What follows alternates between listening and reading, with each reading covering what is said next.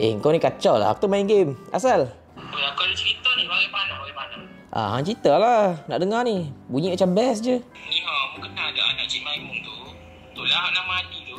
Kenal je. Asal? Adalah itu yang mari kedai aku nak beli durian kering. Lepas tu adalah gawe sorang. Aku dengar lah yang aku gawe dia. Pilih lah ke pemuda aku. Laju betul Mama ni cakap. Jemenai, awak cuba terangkan apa yang kawan saya cakap tadi. Kawan awak pergi ke kedai nak beli dadis jelly. Lepas tu, ada seorang lelaki lain kat kedai tu cakap dengan kawan dia. Awak pilih je apa awak nak, saya belanja. Kawan awak pun terfikir, dia ni bukan tak ada duit ke? Lepas tu? Nak jadi cerita. Yang benda tu ambil lah 3-4 putih durian kering. Paket besar putih. Pada sebut. Ya, aku tak faham lah apa dia cakap ni. Baik, aku pakai Jemenai lagi sekali. Kawan awak cakap kawan lelaki tu ambil 3-4 biji dadis jelly, 2 paket besar dadis jelly dan 10 biji dadis jelly berperisa.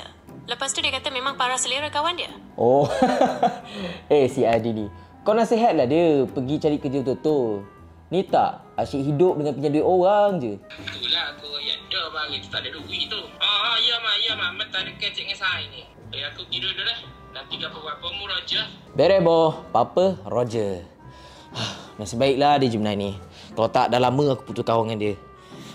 Tak sia-sia aku beli Galaxy A17 ni.